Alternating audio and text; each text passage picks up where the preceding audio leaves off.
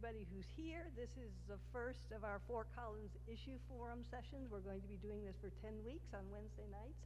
Each week we're going to be looking at a different issue that is in Fort Collins. Fort Collins is a great place to live, but there are things that are going on that people aren't always aware of, like affordable housing and affordable childcare and the work that Isaac does and a lot of other things. And so this is what we're going to spend the next 10 weeks looking at each week, a different organization.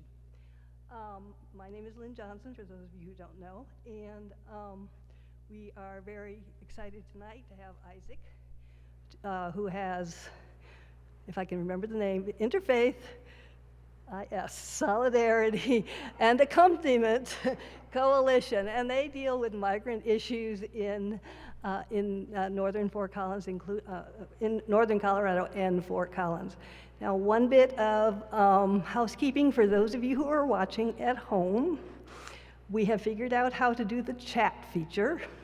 So the way this works is you have found the icon on our live streaming page for this, and if you press the center, you aren't going to be able to chat if you press the big arrow in the center. Instead, what you have to go back out and refresh, and you need to press down at the bottom where it says watch this on YouTube. And if you press there, then it's going to take you to our YouTube channel, which is a private channel, so nobody else will be able to see our comments, but you can then type in your comments. And we have Karen down here with a computer, and she is going to be able to read your chat comments. She's already logged in, and so she will then relay your questions and comments to our guests tonight. So if you just clicked on the big arrow in the center of the icon, back yourself out and go back in and click at the bottom where it says watch this on YouTube. So with that aside, I wanted to introduce our three guests. We have R.P. Miller, and she is the executive director of Isaac. And then she has brought with her Lorena, who works with the families as part of Isaac, and Jesus, who is on their board and has been a part of the accompaniment program. So they're going to tell you a lot more about that tonight. So I'm going to turn this all over to them, and we're going to see what we can do to try and take questions from people and make this interactive for everyone. Thank you.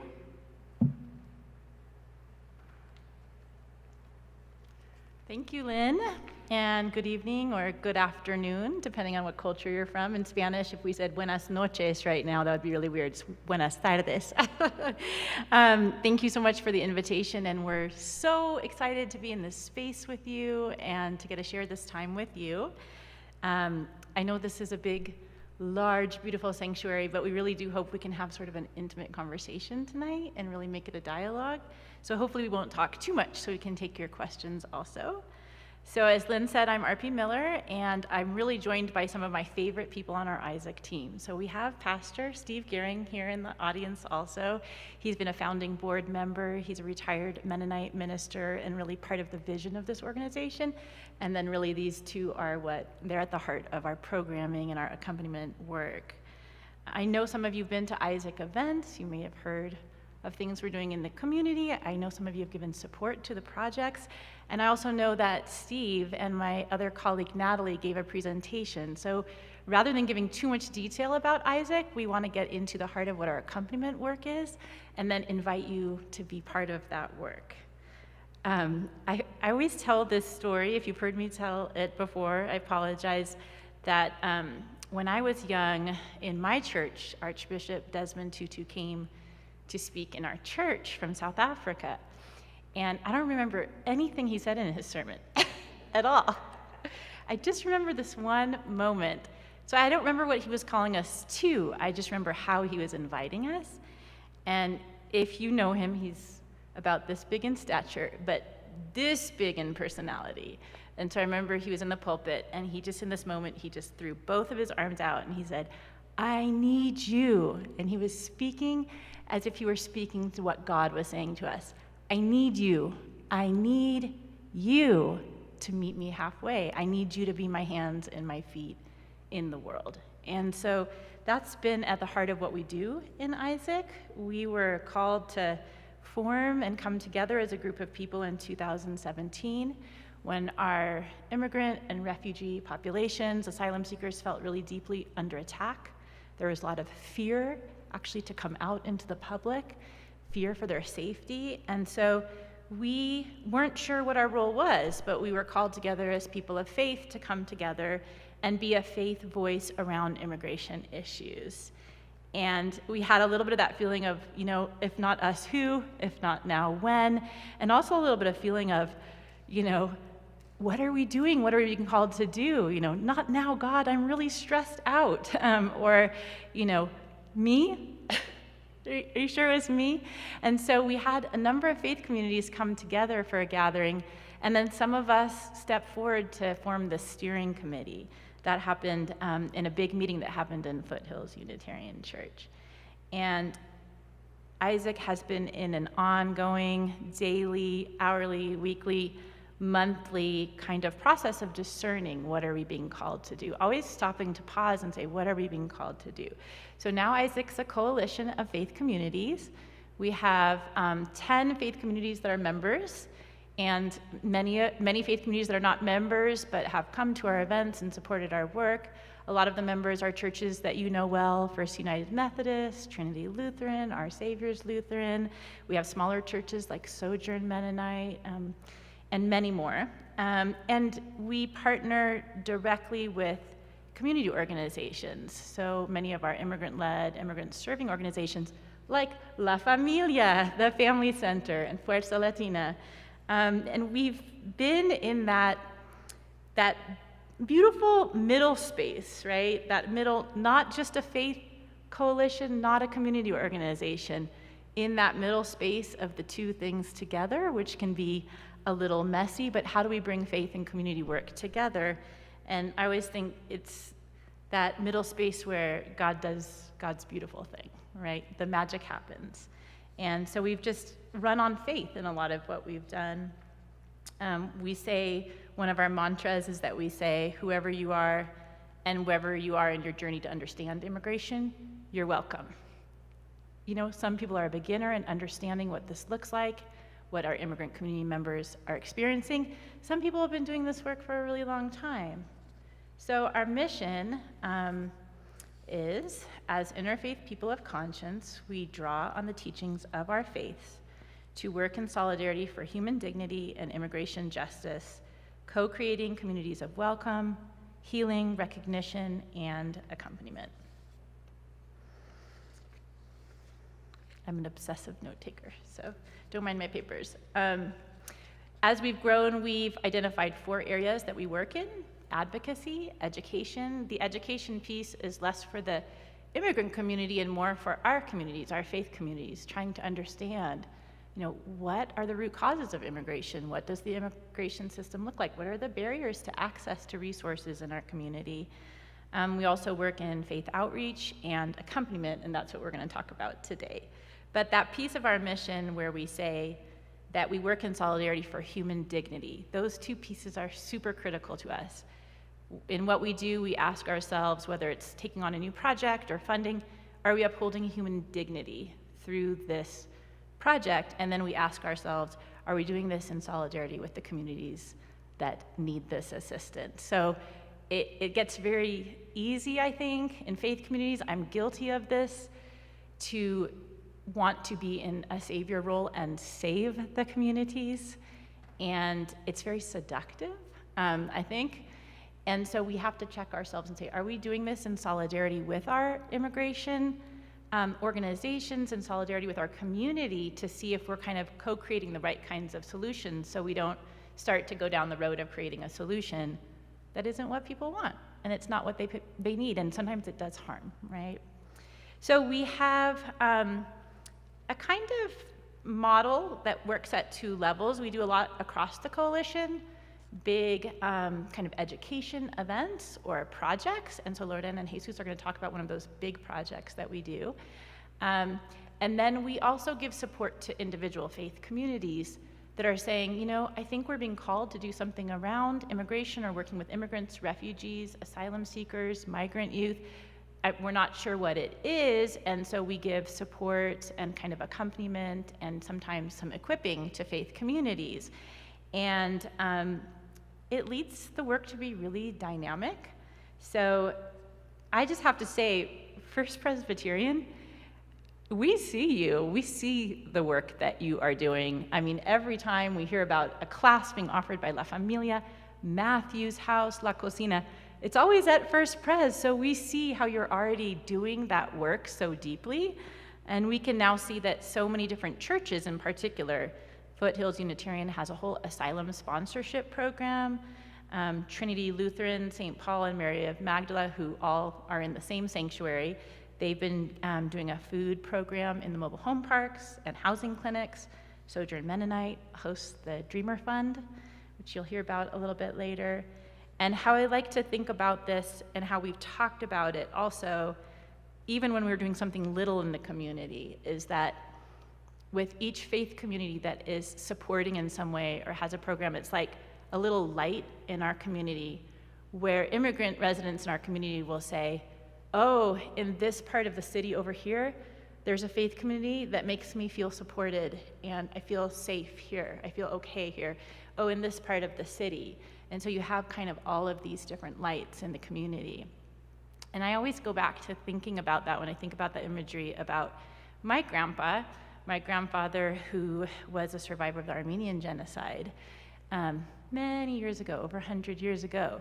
And his favorite, well, let me say a little about his story. He was a sole survivor, so all of his siblings were killed, his parents, his grandparents, his aunts and uncles, actually his whole village was wiped out, and he was saved honestly through a series of miracles. But what he always says about that time that started when he was 6 or 7 years old was that there were always these lights that he saw that met him, and his favorite psalm was Psalm 23, and I hope I have it here, and if not, I probably know it by memory because he made me memorize it when I was little. But yea, though I walk through the valley of the shadow of death, I fear no evil, for thou art with me. Thy rod and thy staff, they comfort me.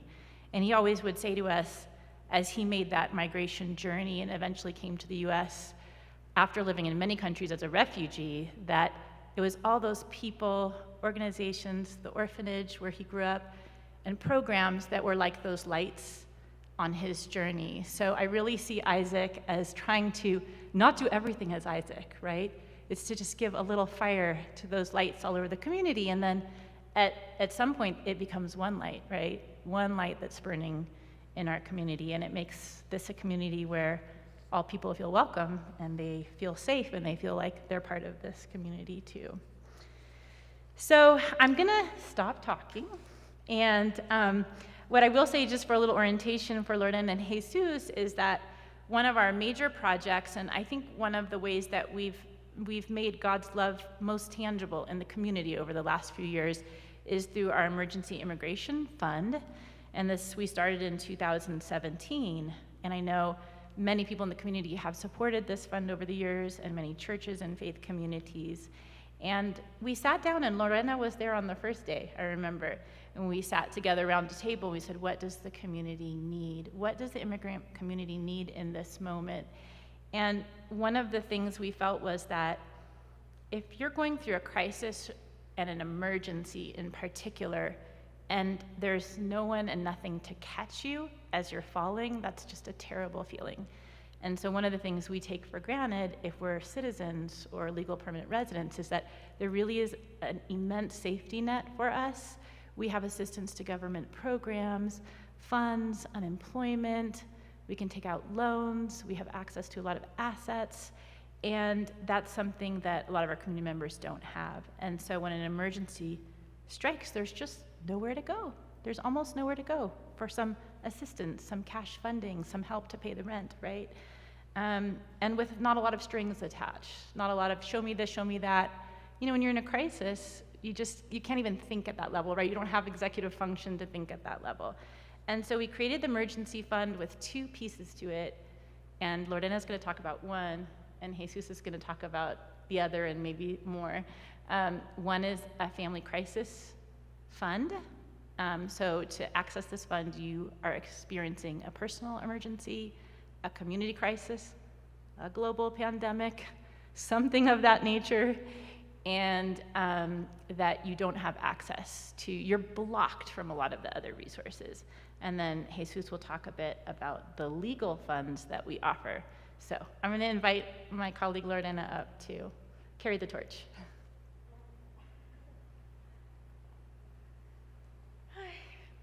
Good evening, everyone. Thank you for inviting me.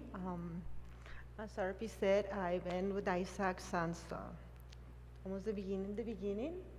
Can you hear me? Good. Sorry, I just move a lot. Since the beginning, and also I work for the Family Center La Familia. I just enjoy my job over there too. And one of the things that we do in Isaac, it's the emergency fund that funds the families that has been through, oh my God, that's so bad. through a really bad pain, you know, when the families are separated, probably the head of the household it's deported. So the family who stay here is the one that suffers. So probably a single mom now with 3 to 4 kids, gaining the minimum wage or sometimes not working, not even part-time. So we try to help them with rent, at least rent, food, gas, whatever they need. We do help with, we've been doing, for the pandemic, let me get my notes because I just, not too good with numbers. We help over 1,200 families during the pandemic. We come up with a little bit of funds that we've been giving mini grants to these families. They were not able to get any government support.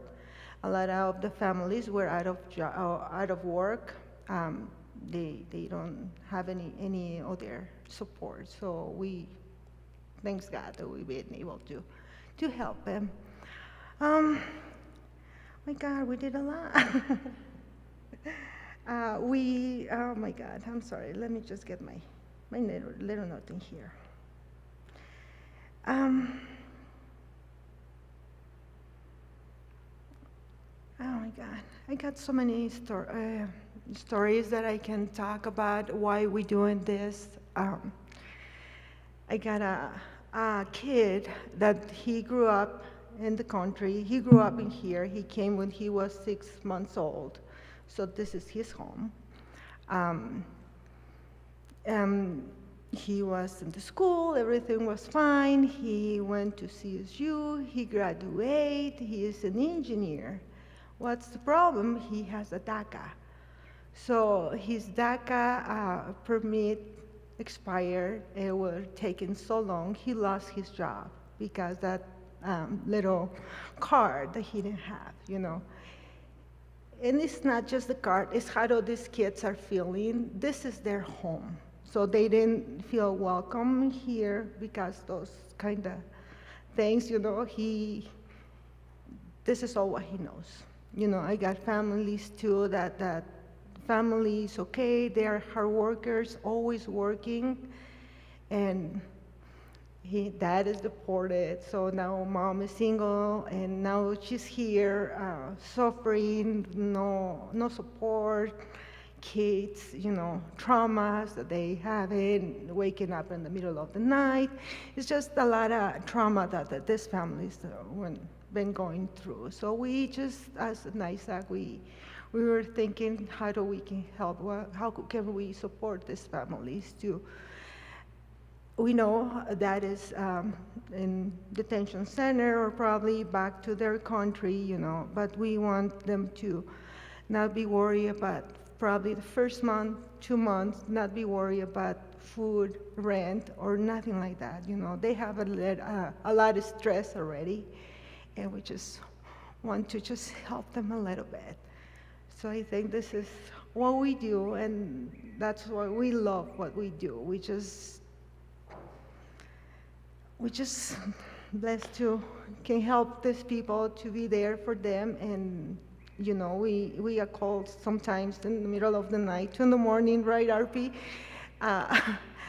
With these families that they don't have any other support in here, so we did receive a lot of calls from them, and it's our family too. We just thinking, like me, I came here 20 years ago, 20 some years. I was a baby. Don't laugh. I came 20 years ago, and this is my home. I'm from Mexico, but this is my home. And I just cannot imagine how do these little kids grew up in here, not because they don't born in here, they not from here. They belongs here. And this is their country, it's their feeling. So we even helping them and just support them. It's just all what we can do to help them to feel better, feel welcome. That's what we are here for. Oh, thank you so much. Now, Jesus is gonna talk.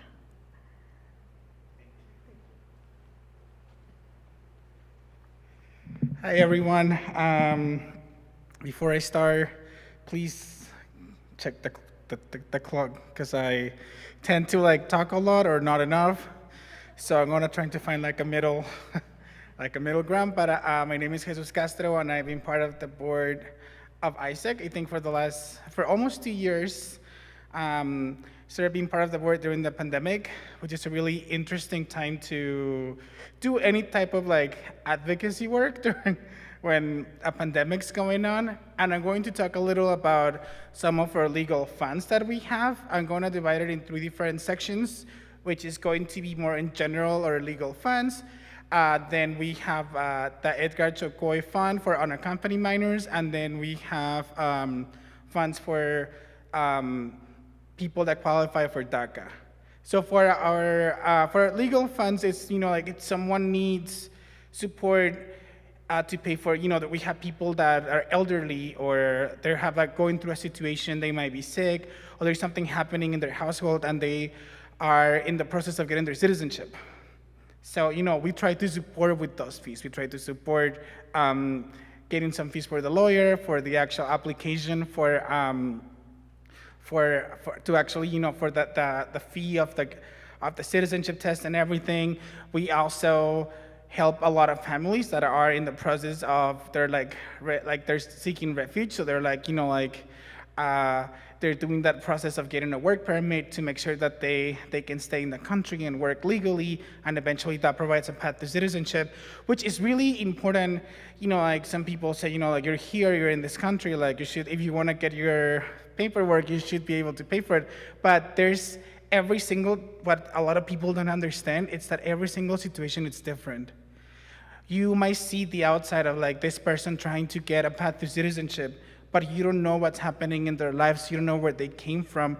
You don't know what's happening in their families. So there's a lot, so every case that we have, it's really different. We have to look at it from a more open-minded, because it's just, sometimes there's some cases that it's just too much, and we have to support it. We have some cases. I think this is a beautiful case of this lady that she called us, and she wanted to, she was on her process to get her citizenship, but she lives in the middle of nowhere in Colorado. She found those, I don't know how. She's 3 hours away from here, and she's like, I need help with, have my green card, and I want to apply for my citizenship because I want to, with my green card, I can go see my grandma, but I want to go back as a citizen. And she was elderly, so she was like, I need to get it done fast. And also at this point, the border was closed because of COVID. So only, she just wanted to be a citizen. She wanted to be safe, and she wanted to go see her mom. It was difficult because I took that case, and it was difficult because she was 3 hours away from here, and she also needed rights to go see her lawyer. So during the middle of the pandemic, normally we have someone from AIESEC that potentially could go pick them up and bring, a volunteer that can go get them, drive them back and take them back to their hometown, but that was not the case because of COVID. So it turned into a year battle. Like it was like phone calls, and like that I already like took care of her, and then she will call me, I need this and I need that, and it was very stressful because I just wanted to help her, and we had the resources, we just didn't know how to, like how to make this connection. We were so far away, and with everything that is going on, and finally, a few weeks ago, she took her citizenship test, and she went to like where they, I don't know what it's called, like the ceremony, the citizenship ceremony, and she was so thankful.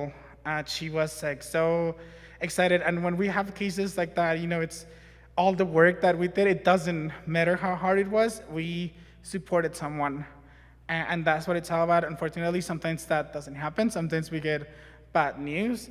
But in this case, it was like after a year of fighting and figuring like rights and the money, where to send this and that, she made it happen. And funny story too, she used to call me, I think she thought that I was a woman. I don't know why, because every time I talked to her on the phone, she called me Mrs. Jesus. And I just, I was just like, I think it's fine. But that's one of the good stories, there's so many of those. So we support people, like I said, that are looking for, like, applying for their green card, a work permit, as well like any like related to like legal to immigration. We try to support them. We still like a little organization, so we don't have a lot of money. So a lot of our funding comes from just like different churches and the members of the community that care about the immigrant community, and it's beautiful to, now that we're getting a little bigger, there's like a little more funding sometimes, not all the time, but it's beautiful to see that all the work that we did when the pandemic started came from folks like all of you. It came from the community. And that makes me feel as an immigrant as well, like that there's people out there that want us to be part of this community. And I think that's a beautiful thing about Isaac, that it's just grassroots and like community oriented. We also, like I was mentioning, we have another of our program. It's the Chocoy Fund. The Chocoy Fund is named after Edgar Chocoy. He was unaccompanied minor that came to the United States, I think over a decade ago, and our local immigration attorney, Kim Medina, took his case, and she fought to make sure that he stay in this country. It was not possible for him to stay, and he was killed as soon as he went back to Guatemala. So in last 2 years ago, we brought a plate that it was from this like theater troupe from New York that heard about that knew about the case, and they made a play to create conscious about unaccompanied minors. So on his name, we created the Edgar Chocoy Fund, and we have supported 20 youth unaccompanied minors to make sure that they have financial support for their cases, to make sure that they stay in this country, that they don't go back to a country where there's a lot of violence and they're probably, I don't want to sound like dramatic, but they're probably gonna die. And it's something that I think is one of the most beautiful parts of our work with this unaccompanied minors and figure out how can we support them. It's not only about the money. We also partner with other organizations like La Cocina, that they do mental health evaluations that they need for their immigration processes. Sometimes they just need to help, talk to someone, and that's where La Cocina comes. La Familia does their part. Alianza, Fuerza Latina, we are at this like network of organizations that, even though like some of us might put some money, but everyone's doing something, because that's what we do as little communities. We just have a little piece of something, and when you put it together to create something bigger and to support this community. And then the last part that I wanted to talk about is just like the work that we do with DACA. I am a DACA recipient myself, and at some point, I've been supported by Isaac, even like to get financial support for DACA. If you don't know what DACA is or how the program works, DACA is this program for people that came here underage with their parents, and they grew up in this country. this is, a lot of them, they never seen their home because they were too young to remember.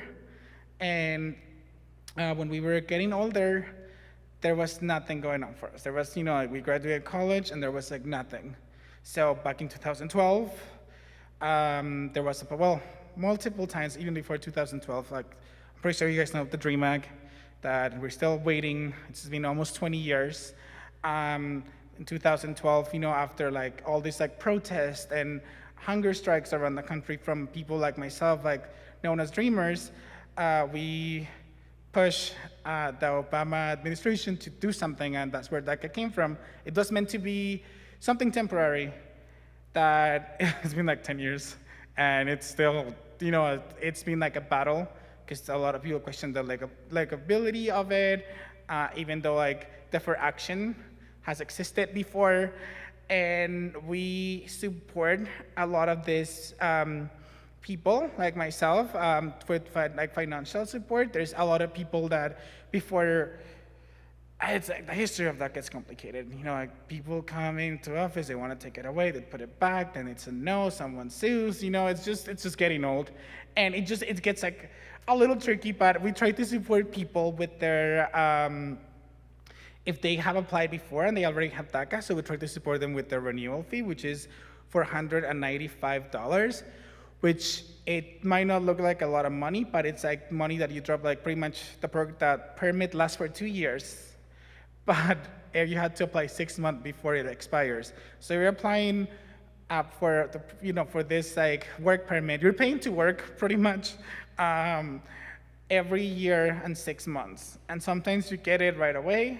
So you lost like 5 months. Right now, it's a whole different story because it's backed up, but I'll get to that in a second. So we support with that. In a lot of cases, when the program was open, we were also supporting high school students that their parents are also undocumented immigrants and they have never worked. So they needed that help to fill out their applications and pay for the fee. So we also, when it comes to the application process, we have like supported Fuerza Latina, that I'm also part of, to create DACA clinics. So people, we have a lawyer in the meeting, in the room, to make sure that they're filling out the application step by step, and we just make recommendations. So we've been doing this like, for a few years, and I think just in the last year we have, in the last few months actually, like we have helped over 40 DACA recipients for renewals, and for some of them, we were helping them with first-timers, because the program reopened a few months ago, unfortunately, with a Texas court case. Like they questioned if it was legal or the program was legal or not, so they decided to not take new applicants, which means half of the people that we supported, that they were, I think finally things are getting better. I'm gonna have a protection from deportation. I'm gonna be able to get a work that it's a quality job. That opportunity's gone again. Those funds, like I don't know how to do math. I'll say, so like 425 times, like 495 times 20. That money that we gave for the people that send their application, it's been held by the government, because we can get it back. The applications are on hold. So it means that if the program reopens again, then they can, they will start the process again. But until then, what's gonna happen?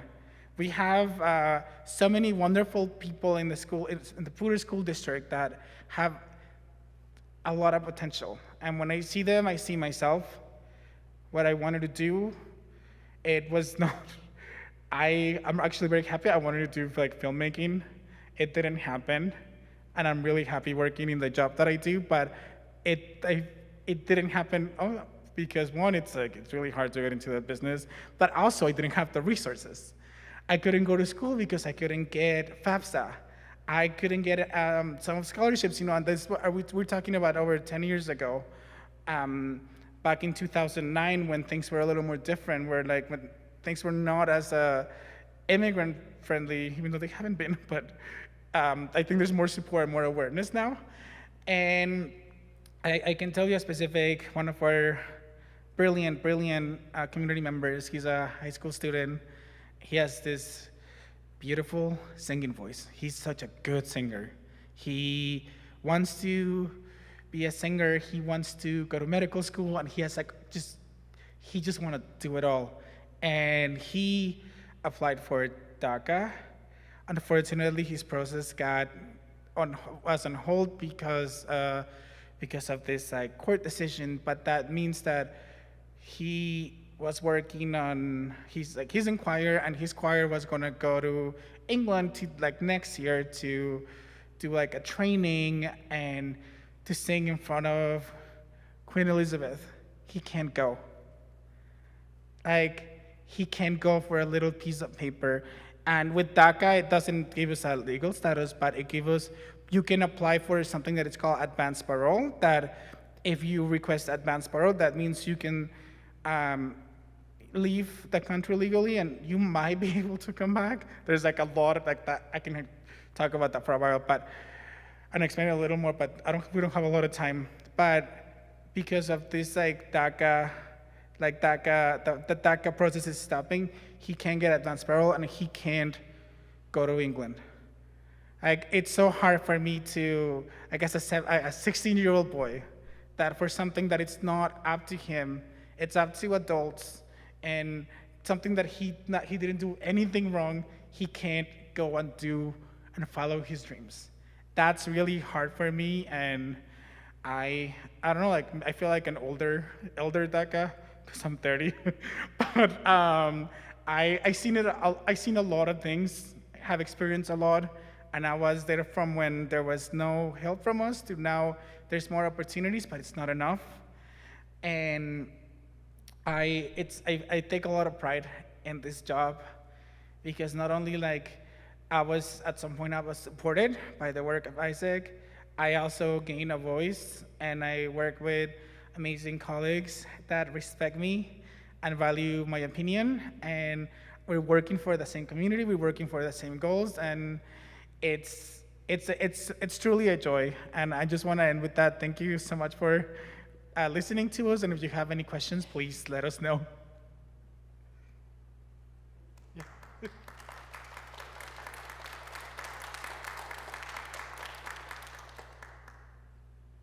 So I think we can open for questions at this point, and I don't know if there might be some from our audience that's streaming out there. And I just wanted to add a couple of things to what Jesus was saying, that we seem to now, we actually are supporting 35 PSD youth. I was just looking at the numbers, and 60 DACA applicants since January. It's growing so quickly. And we've been getting a lot of calls from UC Health, for example. We've been working with UC Health Cancer and Oncology. We have right now 4 patients going through chemotherapy, 1 Middle Eastern and Arabic speaking, and 3 Spanish speaking, where the hospital has reached out to us and say, these patients they're undocumented or in a mixed status or an asylum seeker, and they don't have access to funding, and so can you with your emergency fund? So it's interesting how that works. We always say we have to be nimble because the needs keep growing and we keep kind of getting pulled into these different niches. And I promised my friend Rosa that I would mention her story tonight. We have an amazing success story of an asylum seeker who came here 3 years ago, disabled. She was brutally attacked in Guatemala. Her son was under the bed when she was attacked. They escaped together. And we've been walking alongside her for 3 years to fight her case. And she just won asylum 2 weeks ago. And we now need to raise $1,500 to bring and reunite her with her daughter, who she had to leave behind because she had to leave so fast. And the daughter stayed with grandma. So it's both moving. We carry all these people, Rosa, Vladimir, Marta. They're with us all the time, but also to watch their tenacity to keep fighting for this is amazing. And when we have those success stories, it's like both Lorden and Jesus were saying, it's like each story counts. That's one more person that has that protection. That's one person that wouldn't have had it if we hadn't come around with our faith communities and all our community organizations. So, okay, let's go to questions. Who has a question?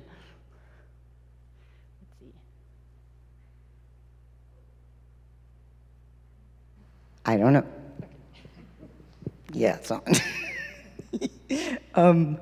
Can you explain what you mean when you say accompaniment? Great question.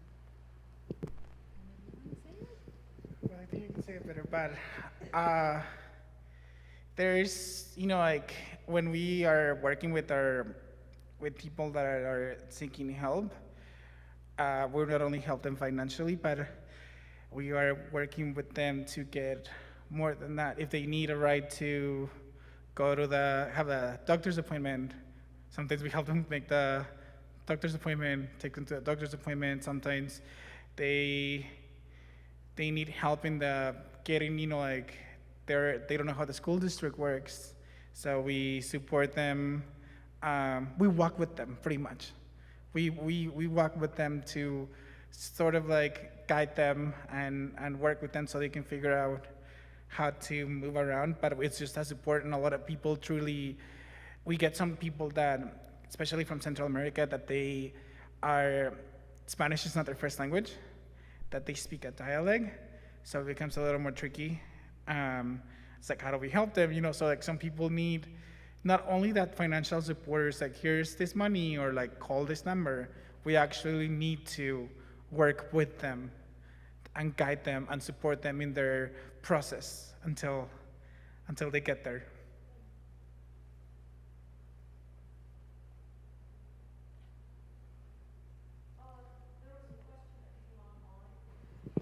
From a listener online. What is the approximate average amount that is awarded to individuals? There's two questions. Okay, so great question. So we have a set of criteria. So the COVID assistance funds that Lorena was talking about, where we help those 1,200 families, we decided to give mini grants in the amount of $300. And so the idea was that these families were hit very hard by COVID, either because they were in working conditions that were crowded without a lot of protections and they got hit hard by the illness, or they were laid off completely. And we thought we'll start with $300 because they wouldn't necessarily get unemployment or stimulus checks, and we would renew it. And I think we renewed up to 5 times. But each time, and this is where someone like Lorena is so critical, to talk with the family or the organization bringing the family to us and say, well, what other resources are you using? Let's not duplicate. Let's make sure that we're putting this money exactly where it's needed. So that's the case for our COVID funds, but for our family crisis grants in general, we have a policy that will go up to $1,500. So our cancer patients right now are helping with $1,000 to start, and for a lot of them that will help them pay 2 months of rent at their mobile home, for example.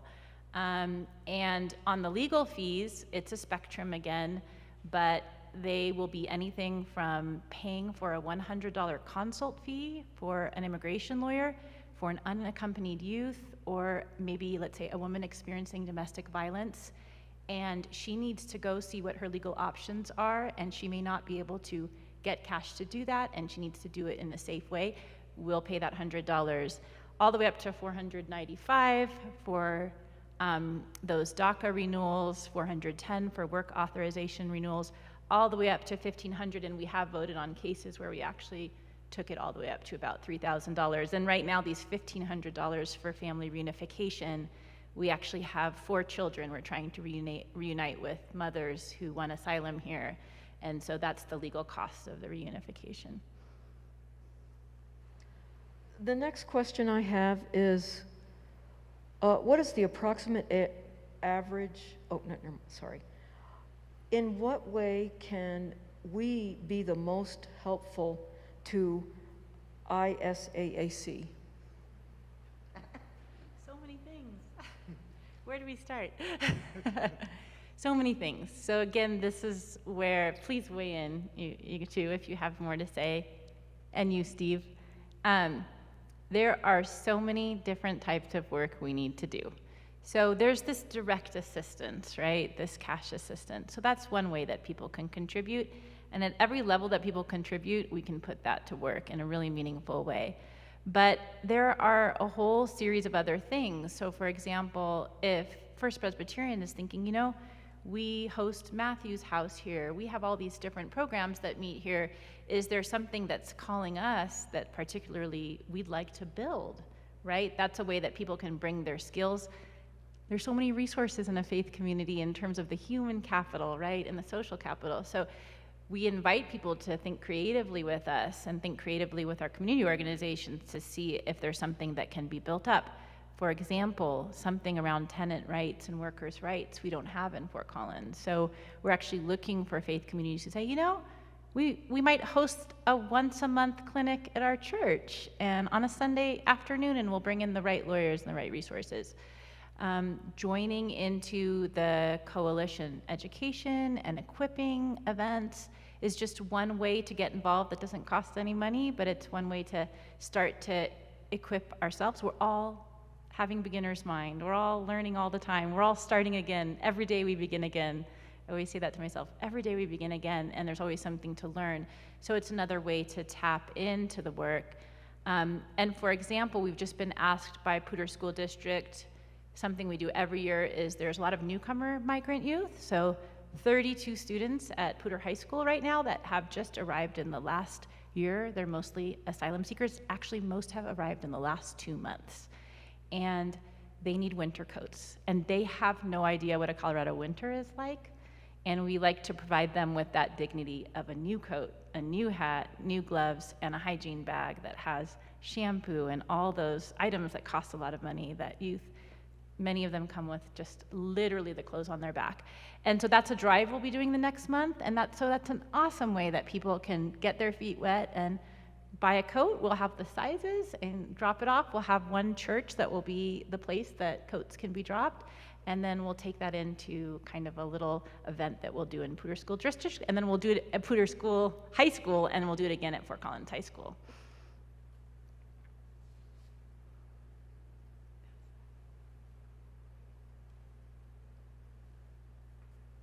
I know there's been a lot of questions at the church about the whole Afghan refugee situation, and that's not exactly your bailiwick, but you probably know exactly what organizations they can look at or whatever if they want to know more or how that's all working.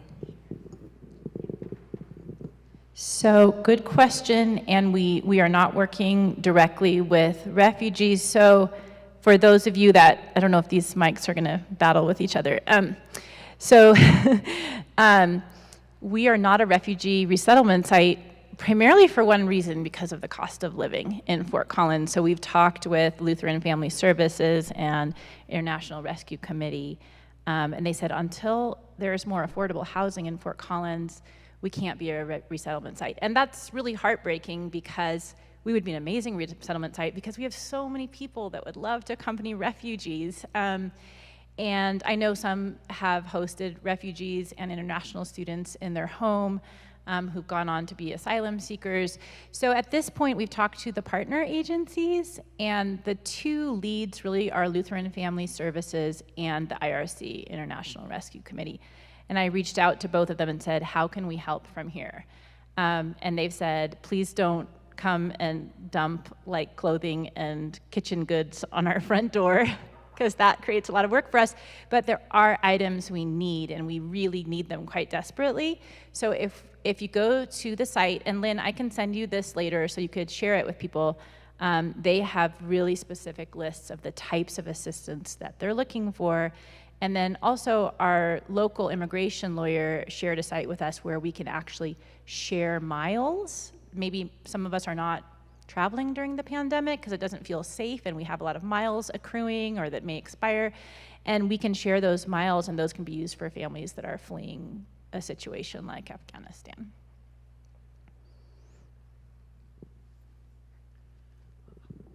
First of all, I was wondering if you could tell me your area, your territory you're working. You said northern Colorado. Can you be more specific with northern? I mean, are you talking from, please? So that's gonna be, I think this is south. Oh, okay, it's on. So that's what we said, that we work in northern Colorado. So like, you know, like we are based in Fort Collins. So a lot of the cases that we work are the majority in Fort Collins. We have some in the Will County, but in reality, if we get a case from Denver, if we get a case, like Marta that I was talking about her citizenship, she's in Brush, which I don't know what it is. I know it's really far. We take those cases. It's, it depends on the case too. Like there's some cases that it's easier for us to like handle locally, but with DACA, the same thing, like a lot of the people the 60 people that we had helped, they're actually not in the Laramie County. And I think pretty much what we decided is like, if we start seeing a lot of cases in the Laramie County, then we're gonna be working in northern, like just the Laramie County. But right now we're just seeing like, we have funding and we have all these cases coming from different places of Colorado, so we try to support. But technically, it's just that Laramie County, but we feel that responsibility to also support those cases that come through from other places at times. This is off. Sorry, we're making your work so difficult up there. We've tried to be kind of like Jesus is saying with different programs, have different boundaries. So COVID assistance, only Larimer County. Those $300, they are all Fort Collins, Loveland, and Estes Park. We've worked directly with the 3 school districts to help sort of bring the families most in need directly to us. So the families are going through a screening through the school district. But like Jesus is saying with DACA, we started in Larimer, and then we started getting requests from all over the state, and then we said, you know what? We're not gonna let one of these youth drop. So we have been taking, I don't know, maybe a quarter of our applications from outside Larimer County, and with the unaccompanied minor, we said the same thing. We would serve Larimer and Weld County, because there are a lot of unaccompanied minors in Weld, and they don't have any support. But Lorena is our good police officer that says on our family crisis grants, we can't help the whole state. So we've been really clear about what the criteria is, and that those are mostly Fort Collins and largely Larimer, right?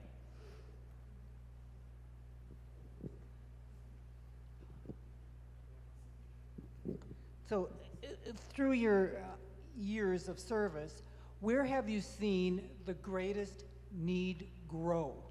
You've talked about many, many areas, and this is putting COVID aside. I think that's a variable that was not there. Where is the greatest need moving forward, and what is growing exponentially? Lorena, do you have thoughts on that? Can we jump in? Okay. I would say just in terms of, there's so many needs. So I guess it depends if we're talking about financial needs or other kinds of needs. In terms of the needs that I see growing, I think we've talked about quite a bit, housing costs. Housing, it's just becoming totally unaffordable. And so we see in the mobile home parks, we had 1 or 2 families in each mobile home before, maybe. Now, 3 or 4 families in one mobile home, each living in one room of the mobile home, because everything else is just totally unaffordable. So in terms of just financial need, that's a huge need. I think that, and I guess, I don't know if you guys have other thoughts that you want to weigh in, but the other thing I would say is that there are other needs that are needs for the protections of people's rights. And so that's something that we need as a community to stand up a program. And the 2 that I talked about have been so magnified during the pandemic. So some tenant rights or renters' rights, they're really difficult when people have quasi-status or mixed status or are living in fear, because it's very easy to have abusive practices that kind of proliferate, and people are afraid to fight back for what actually is within their right. And we've seen that a lot in workplaces during the pandemic. So workers' rights, workers' compensation, we're working with a gentleman who lost his leg, and he lost his leg in a workplace accident, that he should have workers' comp, he should have legal representation, he hasn't been able to get anything, and it's because of his status that he, one, doesn't have the resources to find a lawyer, but also he just feels like he can't fight back. And we saw that throughout COVID. Like I was saying, we've seen that practice where people have gotten COVID because of unsafe conditions in the workplace. And when they've gotten COVID and said, I can't come to work for 2 weeks, they've been fired. And so there's no recourse to fight for those wage theft and those types of things. So in terms of I think it's a pet project of mine. I always go back to it because I've been saying for 5 years that we need this. But I say it because it's the one thing in Larimer County that we have zero of. There's just nothing that exists. Yes. So the antithesis to that is, where have your successes been growing? Where are you successful in what you are doing and accomplishing? You must have, we've heard a lot of anecdotal across the board, but certainly you have arenas where you are growing positively and succeeding in what you're doing. Can you address that? Yeah, well, I'll tell you a little bit of that. Oh, just RP will help me. I think connections, have meet a lot of people, community people that is willing to help us. A lot of agencies that want to help us too. I'll tell you about one family, one immigrant family. They got a eviction notice from their landlord. She was so desperate. Lorena, I have to go tomorrow. It was a day after. She called me one day and they got the eviction notice for the next day. They didn't know their rights. They didn't know anything about it. They were so afraid to be in the street next day. So calling RP, hey, let's do this, or RP told me, so we call attorneys, right? They work with us, and we help this family. They contact the family, they call the landlord, they follow up. So it's a huge success. These families are afraid.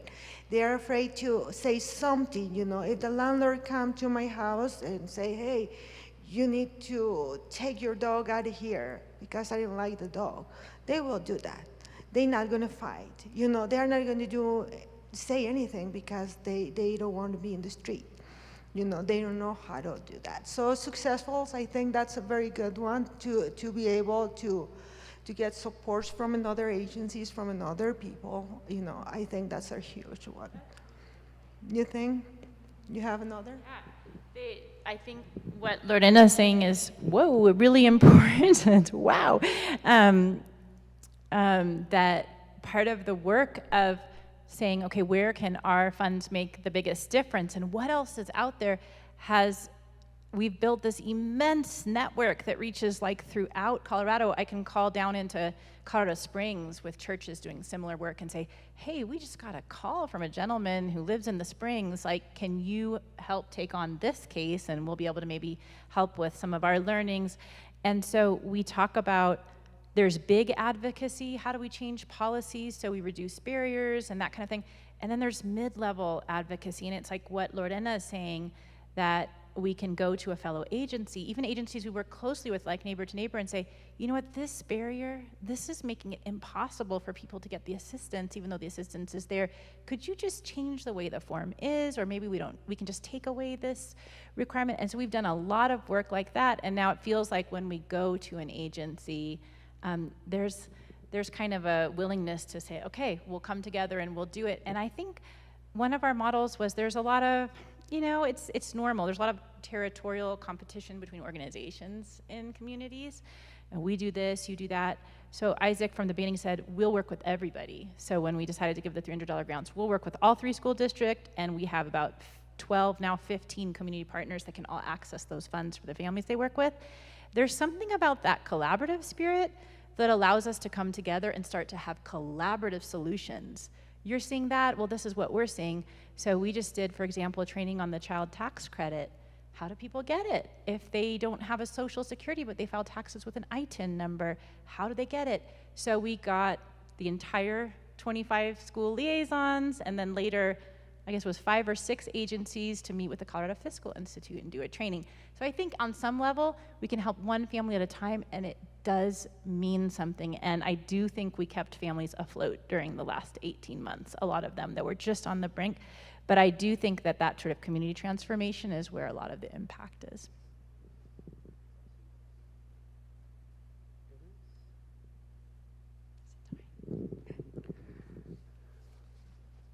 Thanks, you all. Can we share our appreciation with our friends from Isaac?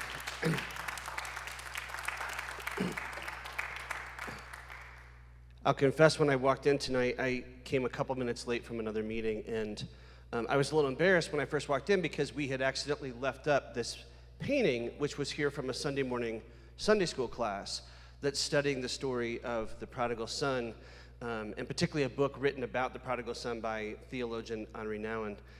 And then when I sat down and began to hear you talk and saw this painting of a father welcoming a refugee son home, I realized maybe it was not an accident that that painting was left up. It's a really beautiful image for tonight. So we're really grateful for all that you do. We're grateful for the partnership and the growing partnership with First Presbyterian Church.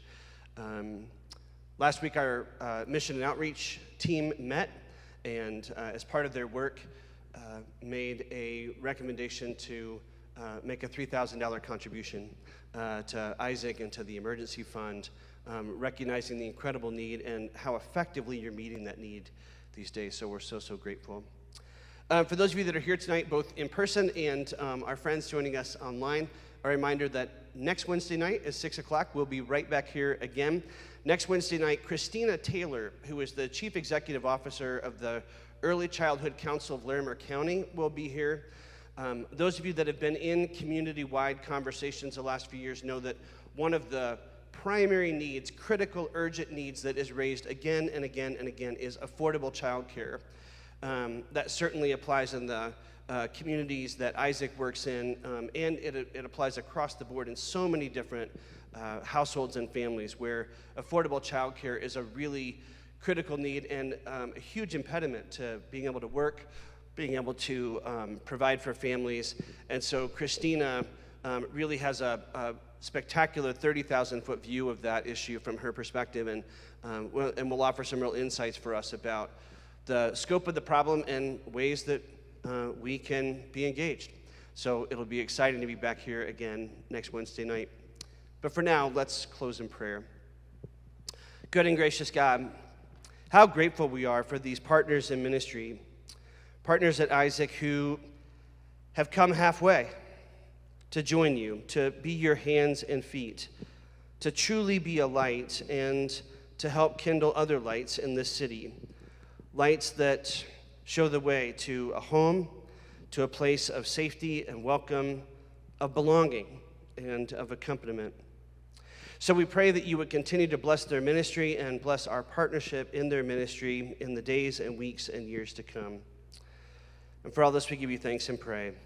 Amen.